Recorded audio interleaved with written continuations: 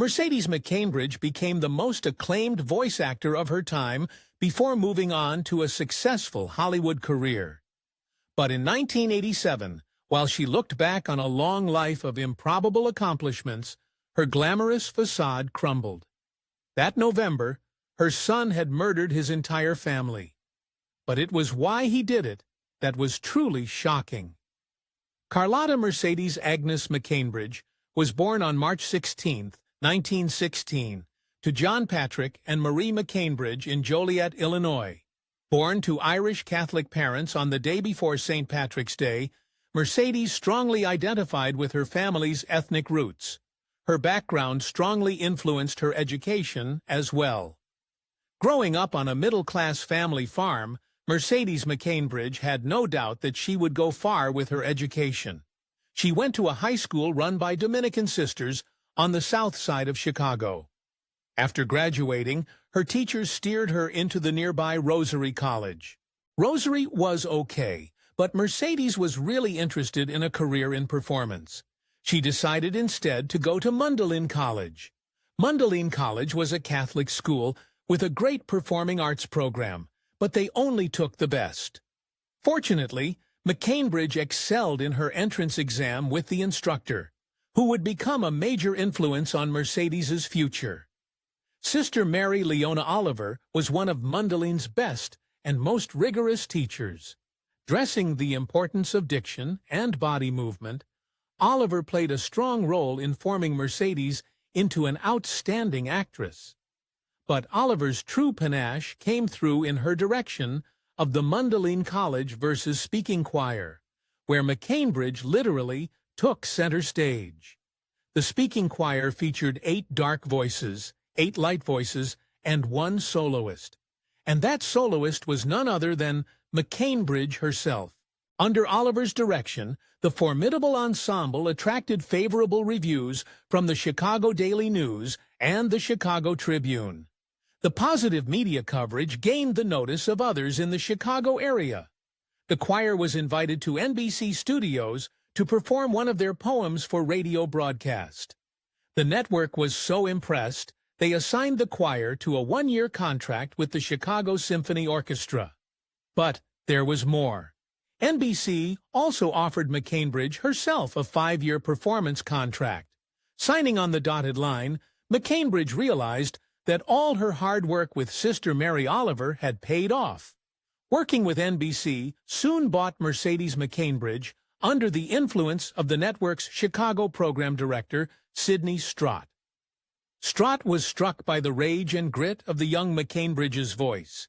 He quickly assigned her to regular roles on several daytime radio soap operas. Under Strott's guidance, the young voice actress was off and running. Strott was a mentor to McCambridge, but that wasn't all. The two ended up getting involved romantically. But as the pair's relationship eventually fizzled out, McCambridge developed a new romantic connection with studio co-star and writer William Fifield. The couple were soon married. Riding a wave of success, the pair set their sights on Hollywood. While Mercedes McCambridge had been successful in Chicago, the move to Southern California brought her voice acting career into overdrive. She became a staple performer on the radio's adventure series, I Love a Mystery. McCambridge was gaining industry connections and some serious voice acting chops, and she had also become a mom. John Lawrence Fifield was born on December 25, 1941. With the new son, married to a talented writer, and enjoying a growing career, everything seemed to be going better than she could have ever asked for. But the lure of a new role would soon draw her away from her happy home life. Accepting a role in the radio adaptation of the Broadway hit Abby's Irish Rose, McCambridge moved to New York in 1942 with her son. While the move meant her career was looking up, her marriage was heading for the rocks. William Fifield had declared himself a conscientious objector, refusing to be drafted as the nation entered World War II. In these uncertain times, McCambridge met a new friend. Mercedes McCambridge soon met Orson Welles. The larger-than-life radio producer and director of Citizen Kane took an instant liking to McCambridge. Wells recognized her talent and hired her for a regular work on his radio shows. With growing confidence in her abilities, McCambridge started to branch out into another field. McCambridge landed a role in a couple of Broadway productions in the mid-40s. Although the plays sank without a trace, she did gain visibility with Hollywood acting scouts who noted her considerable talents. The good news was McCambridge was no longer siloed away in the radio. The bad news was her marriage was doomed. Mercedes McCambridge and Fifield had now spent 3 years apart from each other.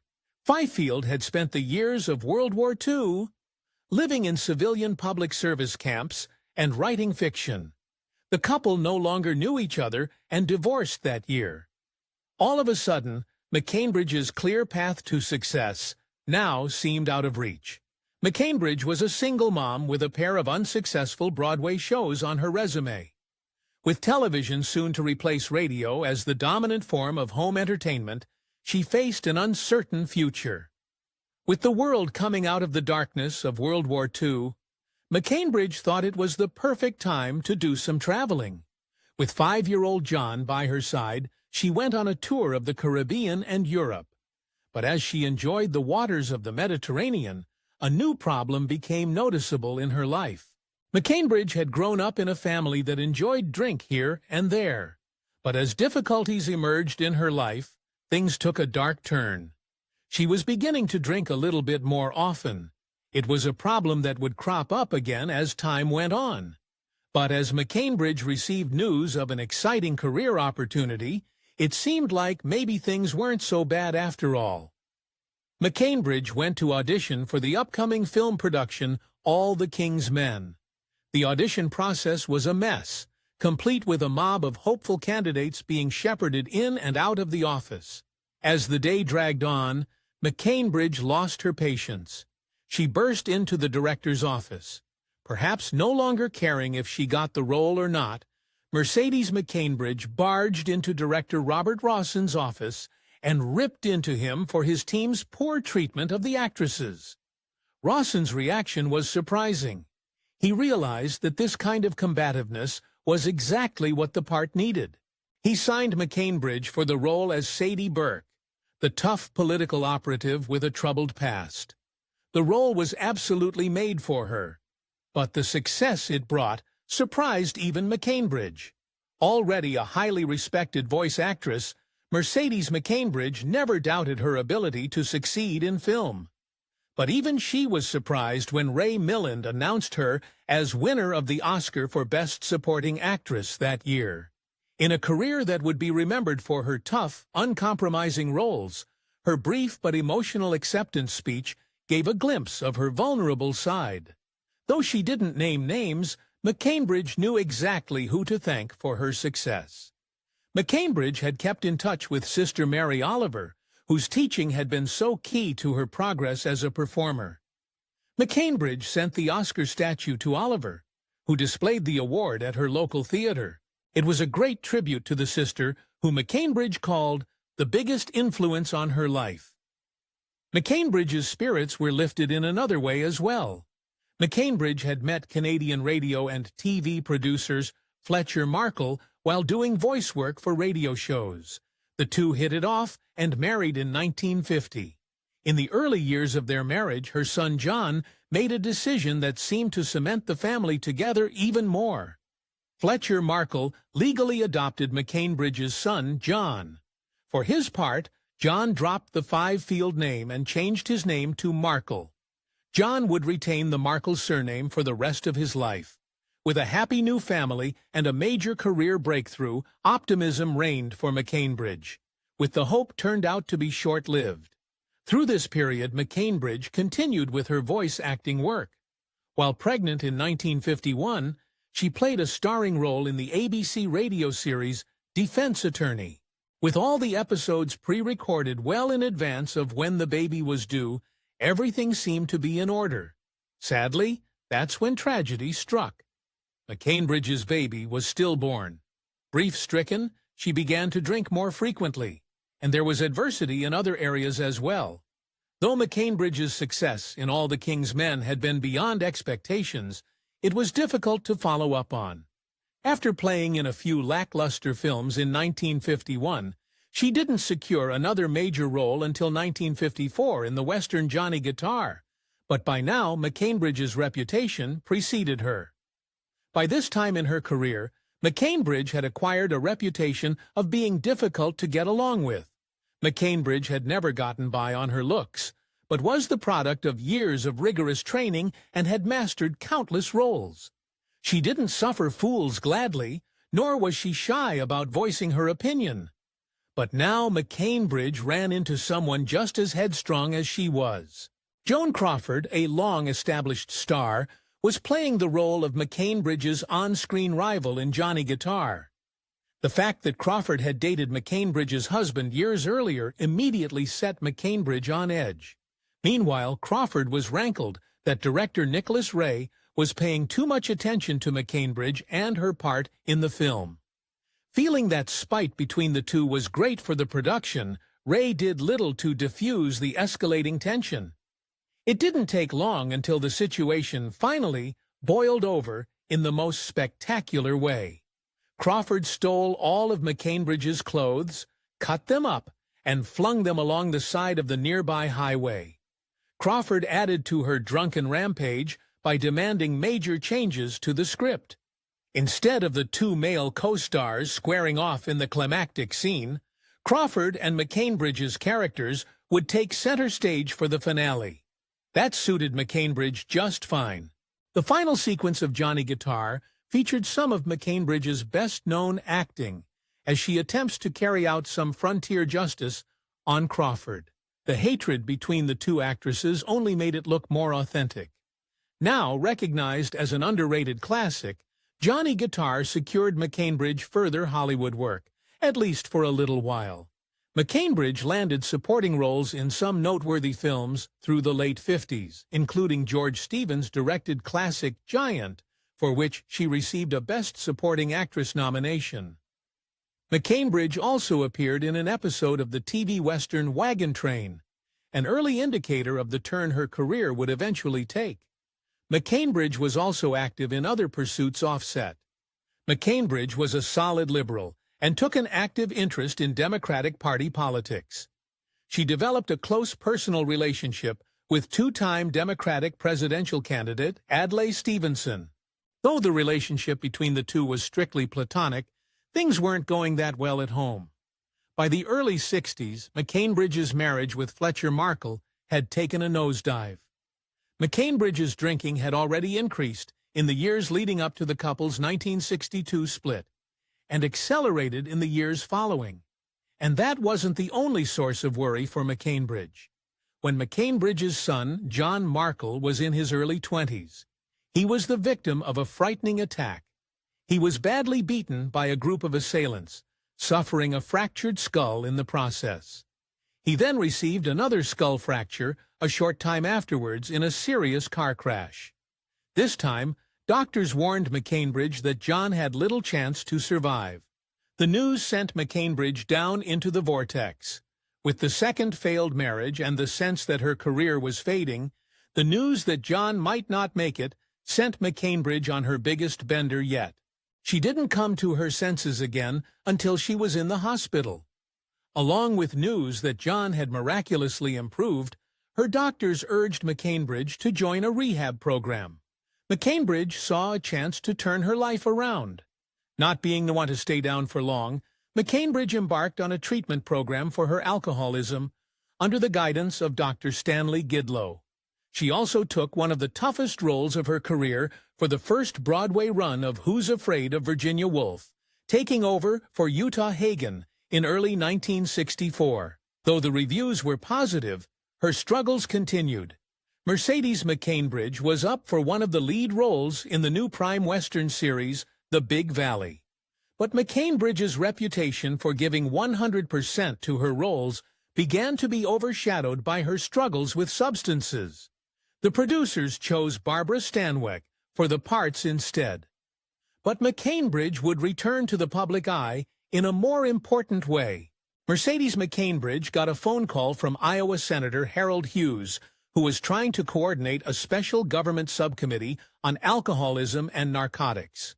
Hughes lamented to McCambridge that no publicly prominent people would testify to the committee about their battles with alcoholism. Encouraged by Hughes's admission that he too was an alcoholic, McCambridge decided to take a bold step. By testifying to her ongoing problems with booze in front of a Senate subcommittee, McCambridge knew the hit that her career might take. At least she was proven right, and the consequences were devastating. She later estimated that she lost more than $1 million in missed acting opportunities because of the stigma attached to her public admission. McCambridge made a courageous choice by stepping forward and speaking out, and then she asked herself, why stop there? Mercedes McCambridge decided to continue speaking out about the tragedy of alcoholism and help others get sober. She served as chair on the National Council on Alcoholism and became president of the Living Green Rehab Center. McCambridge gave regular public talks that helped reduce the stigma around alcoholism.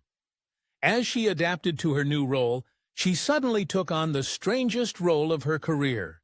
Director William Friedkin couldn't find a suitable voice for the devil in his new film, The Exorcist.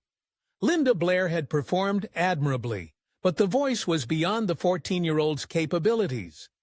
Friedkin finally thought of McCambridge, whose voice he remembered from radio serials back in the 40s. He knew she was the one. If McCambridge couldn't do it, nobody could. McCambridge agreed to the role and plunged into the new project. Mercedes McCambridge understood that she would need to push her voice acting skills to the limit. A sufferer of chronic bronchitis, she already had a raspy voice, but for The Exorcist, she pushed it to an extreme. By chain-smoking, drinking shots of straight whiskey, and downing raw eggs during her recording sessions, she made her voice sound far harsher. McCambridge had done it. She created the voice of the devil. But though she had solved Friedkin's problem, she soon had a problem of her own with the director. When The Exorcist came out in theaters, McCambridge quickly realized that she'd been the victim of a stunning betrayal. The initial release of the film did not list McCambridge in the credits. Friedkin later insisted that she'd refused credit for the harrowing role. McCambridge countered that she'd poured her lifeblood into the project. Why on earth would she not want credit? Despite the dispute, McCambridge was still holding her own in her career. McCambridge stayed active through the 70s and into the 80s. Though she was nominated for a Tony Award in 1972 for her Broadway work, most of the projects were TV movies and guest spots. It was a step down from her days of being on set with Liz Taylor and James Dean. But McCambridge had never really lived for the glitz of Hollywood. She was an actress, not a movie star. After years of sobriety, she thought her troubles were behind her, but sadly, she would be proven wrong. By the 80s, McCambridge's son John Markle had gone from a PhD in economics to a lucrative career as a futures trader. Married with 2 daughters, Markle was successful in every way. McCambridge wanted to secure her financial future. And who could she trust more than her own son to invest her money wisely? So she handed him her entire life savings. But this was the worst possible choice she could have made. Despite his skills as a broker, Markle had gotten himself into financial hot water. He began embezzling funds from his employer and parking the extra money in his mother's investment account. It was only a matter of time before Markle's boss discovered his wrongdoing. But McCambridge had no idea what was going on. Mercedes McCambridge knew that her son had an unpredictable streak. But Markle was raking in great returns on her investment. Under the circumstances, she was willing to write off his increasingly erratic behavior as no more than personality quirks of an eccentric financial genius. But suddenly, Markle came to McCambridge with a shocking admission. Markle finally told McCambridge that he had been fired and that his company was demanding their swindled money back from her account. Understandably furious, McCambridge flatly refused. She'd had no idea what Markle had been up to. Why should she be ruined because of his irresponsible actions? However, she had no idea of the depths that Markle could sink to. Now facing financial ruin and public disgrace, Markle did the unthinkable. Police discovered his body and those of his wife and 2 daughters the following day. Tragically, Markle had murdered his entire family before taking his own life. The letter he left behind made the tragedy even worse. McCambridge tried to petition the court to keep the letter from being released to the public, but without success. Its contents were absolutely shocking. Instead of apologizing or admitting his mistakes, Markle's letter was a 13-page rant about what a lousy mother McCambridge had been to him. He blamed his actions on McCambridge, and despite her even more, he bequeathed all his money to her. To make matters worse, Markle's company was still demanding their money back. Though she lost money in the court battles that unfolded in the tragedy's aftermath, Mercedes McCambridge was able to retire from acting. Her last work was an appearance on Cagney and Lacey in 1988. She continued to share her story of recovery from addiction as an inspiration to others. McCambridge lived in La Jolla, California, until March 2, 2004, when she passed away from heart failure. Her ashes were scattered over the Pacific near San Diego. Orson Welles called Mercedes McCambridge the world's greatest living voice actor. Her film and stage acting was just as impressive, often typecast in the role of tough, unattractive, or unpleasant women. McCambridge injected her own intense personality into her characters that are still remembered by moviegoers decades later. It was McCambridge's commitment that saved The Exorcist, and it was the same strength and determination that enabled McCambridge to exercise her own personal demon of alcoholism. It took every ounce of that strength for her to get through a tragedy that no human being should ever have to endure.